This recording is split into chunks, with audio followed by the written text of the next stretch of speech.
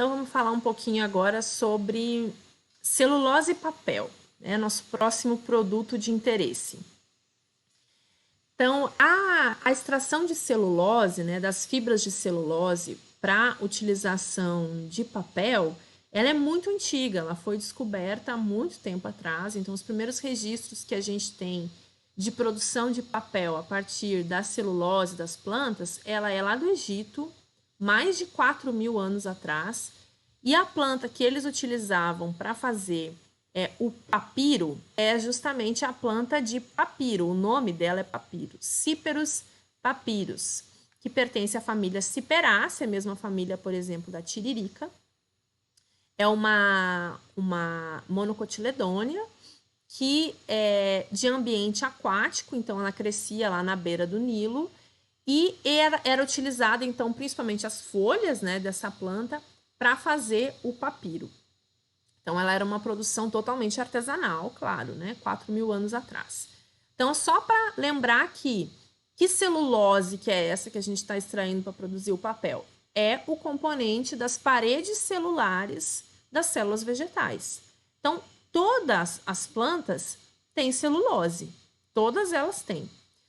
O volume que vai ter vai depender do tecido que aquela planta, né, da parte daquela planta, mas todas as plantas têm celulose. Então, teoricamente, qualquer planta pode ser utilizada para produzir papel, certo? Porém, tem algumas que vai ser mais fácil essa obtenção, né, que tem um potencial maior de utilização.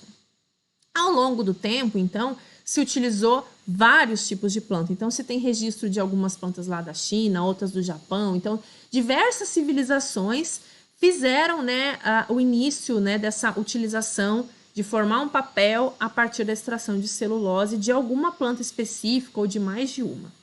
Porém, atualmente, se verificou, né, que a forma de se obter o papel de forma muito mais eficiente é a partir da madeira, utilizando o tronco de árvores. Por quê?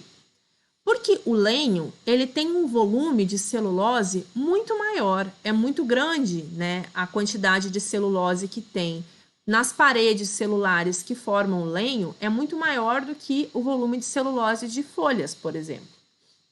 Porém, tem uma questão, que nessas paredes secundárias, além de celulose, tem outros componentes como a lignina, né, que é justamente a substância da parede secundária que dá rigidez para aquela parede, que deixa ela dura para formar a madeira, por exemplo.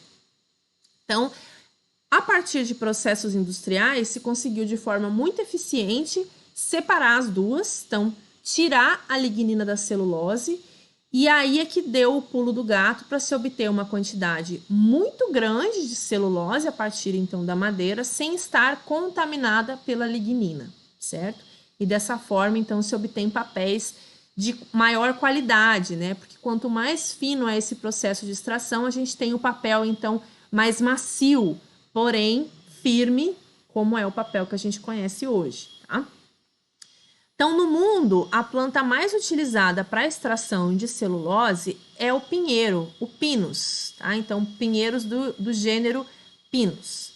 No Brasil também se utiliza Pinus, porém, de longe, disparado na frente, a planta mais utilizada para a obtenção de celulose no Brasil é uma planta australiana, que é o eucalipto.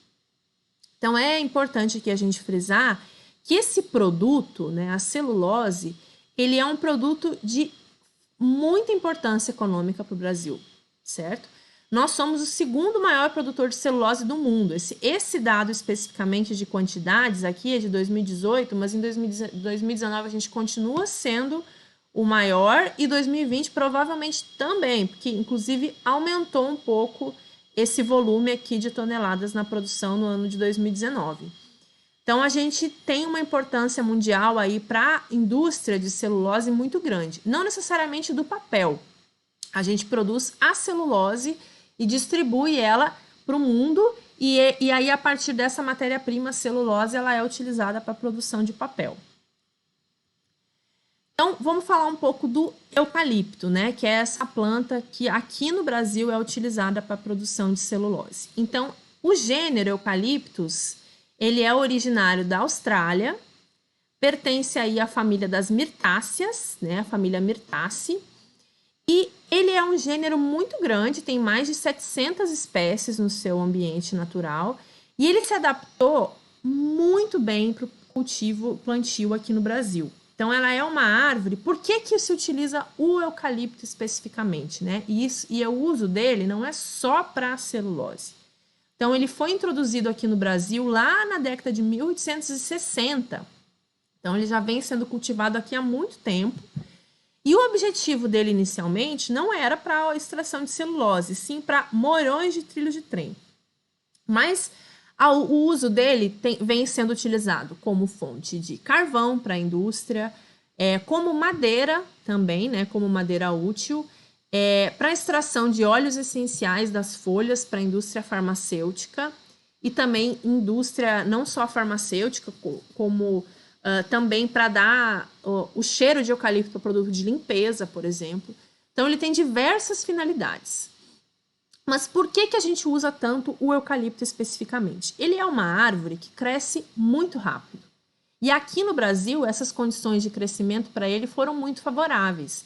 Então, se é possível, né, a partir do plantio até a colheita de um eucalipto, para celulose, 6 anos já está dando para derrubar a árvore. Então, é realmente muito rápido. Perto de plantas, então, nativas, que poderiam ter um potencial para uso de celulose, ele é imbatível em função dessa velocidade de crescimento, certo? Então, em função disso que ele se deu tão bem aqui no Brasil, que ele é utilizado para muitos fins, né? Para diversos fins. Então, atualmente, o Brasil utiliza tanto para celulose quanto para madeira, né? Então, o plantio de eucalipto em geral, independente da finalidade, está relacionado com isso. Se utiliza híbridos, então quando a gente pensa em híbridos, são cruzamentos de 2 espécies diferentes, certo? E que a partir daquela combinação se tem, então, uma planta com características selecionadas e que deixa ela muito potente, digamos assim, para determinadas funções, né, ou usos que se quer, isso vai variar muito conforme a planta, né? E clonagem. Então, quando a gente está falando de clonagem, de clones, a gente está falando de propagação vegetativa, de plantas que são utilizadas e cultivadas a partir de mudas e não de sementes, certo? Por que se usa clonagem aqui para o eucalipto?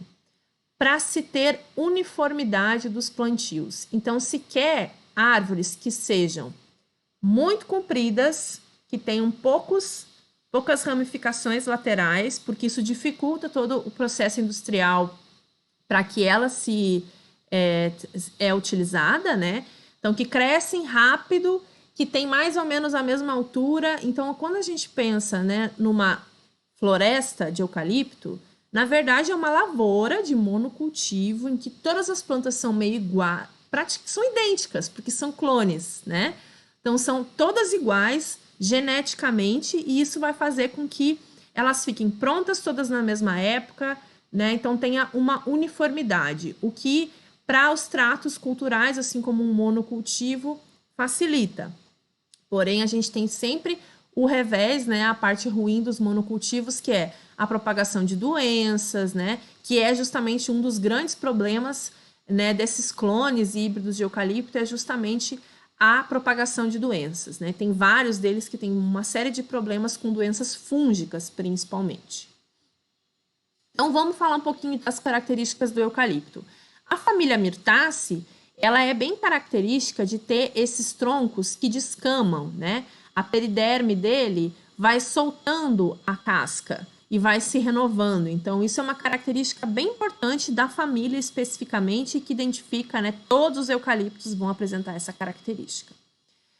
Então, aqui tem um exemplo, né, de uma flor de eucalipto. Ela pode variar muito conforme nas cores, mas a característica principal, né, dessa família Myrtaceae é apresentar muitos estames, e são os estames que se destacam nas flores em vez das pétalas, né, por exemplo, que são grandes, vistosas. Não é o caso das flores de eucalipto. Elas vão apresentar, então, estames grandes e vistosos, e são eles que vão chamar a atenção dos polinizadores.